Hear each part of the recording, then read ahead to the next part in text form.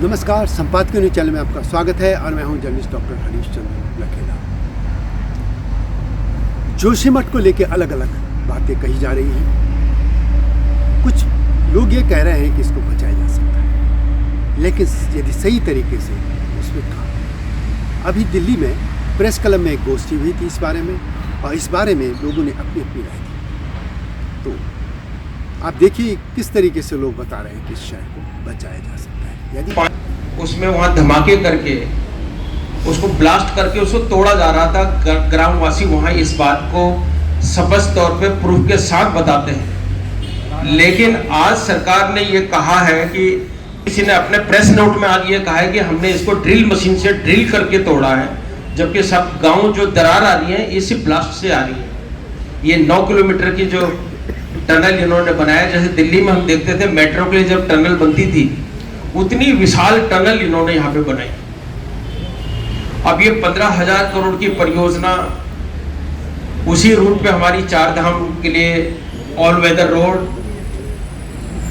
Road तो दिल्ली बॉम्बे या दिल्ली जयपुर या बॉम्बे नागपुर या आगरा एक्सप्रेस हाईवे तो ठीक है, और ऑल वेदर होना चाहिए।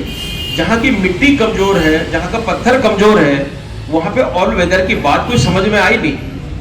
आप कितना भी सीमेंट यूज कर लें उस सड़क के ऊपर में, लेकिन अल्टीमेटली जब मिट्टी कम होगी, और इन्होंने कई जगह पे अभी पिछले दिनों हुआ कि वहां की मिट्टी खिसक गई तो ऑल वेदर रोड नीचे आ गई।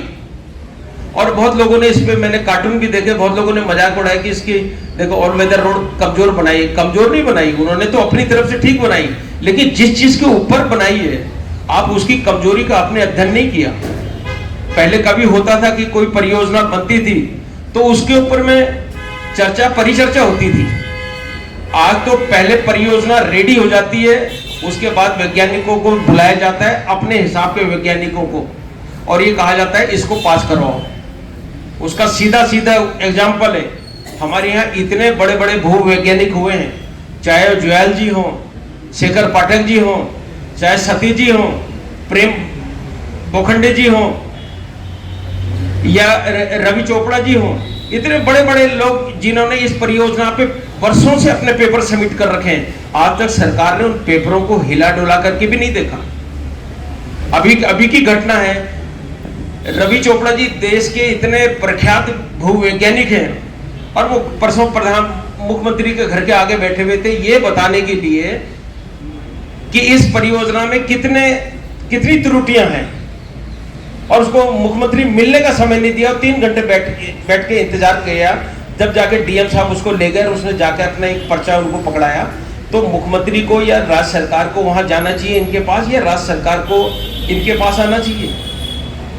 आज 4-5 अधिकारी और ठेकेदारों के ऊपर में आपने परियोजना सैंक्शन कर दी। आपने बता दिया कि ये परियोजना, इस अधिकारी ने बताया कि उत्तराखंड में आज भी या परसों से हम लोग राज्य सरकार में भी रहे हैं, हमारे भी एक्सपीरियंस, हमने बड़े नजदीक से देखा कि सरकार में पूरी तरह से अधिकारियों को पूरी पकड़ होती है। वो जिस तरह से चाहे उस तरह से सरकार चलाते हैं। जो सरकार चलाने वाले लोग हैं ये नहीं चलाते। आज भी वही हो रहा है कि वो जिस तरह की चीजें हमें बता देते हैं। अब 15,000 करोड़ की परियोजना, ये बताओ हमारे 15 लेबर भी वहां काम कर रही है उत्तराखंड की। विकास, आप विकास के नाम से बड़ी बड़ी परियोजना वहां बनाओ। हमारे छोटे छोटे पहाड़ हैं, छोटे छोटे खेत हैं, छोटे किस्म के लोग हैं, हमारे छोटे छोटे जानवर हैं, और परियोजना इतनी बड़ी बड़ी। ये परियोजनाएं विकास के लिए हम मना नहीं करते, वहां के लोग विकासशील लोग हैं, विकास को पसंद करते हैं। देखिए कौन सा विकास, किसके लिए? वहां लोग नहीं है, वहां पलायन हो गया, लोग उत्तराखंड छोड़कर रोजगार की तलाश में शहरों में आ गए। अब ये विकास किसके लिए हो रहा है? आप पहले तो उस आदमी का पता किया जाना चाहिए कि जिसने इन परियोजनाओं को चलाने के लिए हरी झंडी दी। वो कौन सा वैज्ञानिक है जिसने ये कहा कि ये एनटीपीसी की, रेलवे की और ये 4 धाम की जो तीनों प्रोजेक्ट हैं, इन प्रोजेक्टों को हरी झंडी देने का काम कौन से वैज्ञानिक ने किया है, जबकि वहां के लोकल वैज्ञानिक सारा इसको विरोध कर रहे हैं। उसके बावजूद कौन सा वैज्ञानिक है सबसे पहले उसके खिलाफ एक परिचर्चा होनी चाहिए, और उसको कानून के दायरे में लाकर उसको सजा दिलानी चाहिए जिसने इसका वो करने की कोशिश की। दूसरा, वहां पे इतने बड़े बड़े ठेकेदार गए, आज किन किन को कॉन्ट्रैक्ट मिला है? हैदराबाद की और गुजरात की कंपनियां वहां काम कर रही हैं। हमारे तो लेबर भी नहीं है वहां। पहले कम से कम हम अपने एक टाइम पे ये होता था उत्तराखंड में कि कोई बड़ा प्रोजेक्ट आता था तो उसमें राज्य सरकार एक रखती थी कि 70% लोकल लोगों की भागीदारी होनी चाहिए। हमारे पास टेक्निकल एक्सपर्ट नहीं है, लेकिन लेबर तो हमारे पास है।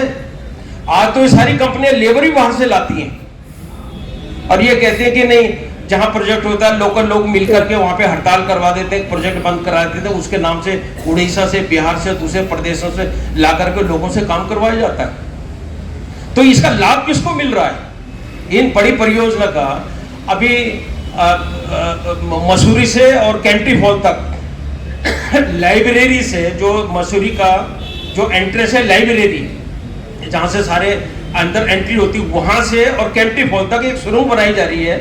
उस सुरंग से कैंटी फॉल्स जाना बहुत आसान हो जाएगा। इसी तरह से ये जो ऑल वेदर रोड के नाम से 265 किलोमीटर की रोड है, उसको 100 किलोमीटर में कन्वर्ट किया जा रहा है, क्योंकि वो टनल्स के द्वारा जाएगी।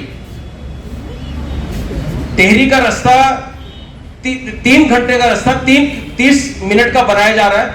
वो टेहरी में जल्दी पहुंचेगा भी तो करेगा क्या?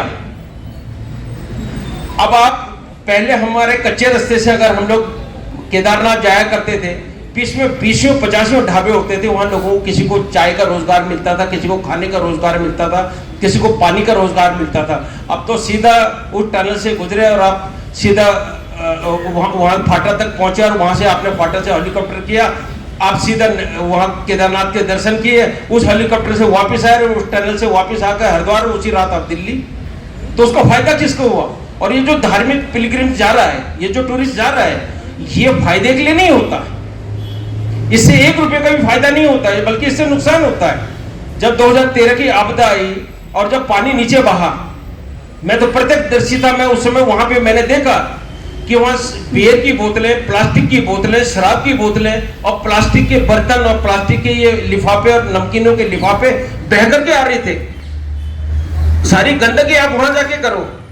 आप यहां से बड़े बड़े ग्रुप से लेके जाते हैं, जाइए दर्शन करिए, बहुत अच्छा है, लेकिन आप ट्रक के अंदर में अपना सारे खाने बनाने का सामान स्टोव से लेकर गैस तक लेकर और रास्ते में आप खाना बना के वापस आ रहे हैं और सारी गंदगी वहां पे छोड़ के आ रहे हैं। इसके लिए कोई सर्टेन कानून हमारे पास है ही नहीं, हमने कोई बनाया ही नहीं।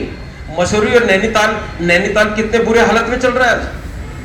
बंद करना पड़ता है राज्य सरकार को हल्द्वानी से कि अब कोई भी टूरिस्ट ऊपर ना आए, क्योंकि ये जगह रहने लायक अब नहीं है, क्योंकि एक होटल में जो 2-2, 3-3 मंजिले के होटल थे, उन्होंने 5-5 मंजिल के होटल बना दिए। ये पास कौन कर रहा है होटलों को? और उन होटलों में लोगों को टिकाया जा रहा है, उनको महंगे दामों में टिकाया जा रहा है। तो ये कौन सा टूरिज्म है? ये कहां पर जाकर के हम लोग यहाँ पे टिकेंगे? तो आज सवाल ये खड़ा होता है कि ये विकास तो होना चाहिए, लेकिन विकास के साथ साथ उस चीज का भी हमें ध्यान रखना चाहिए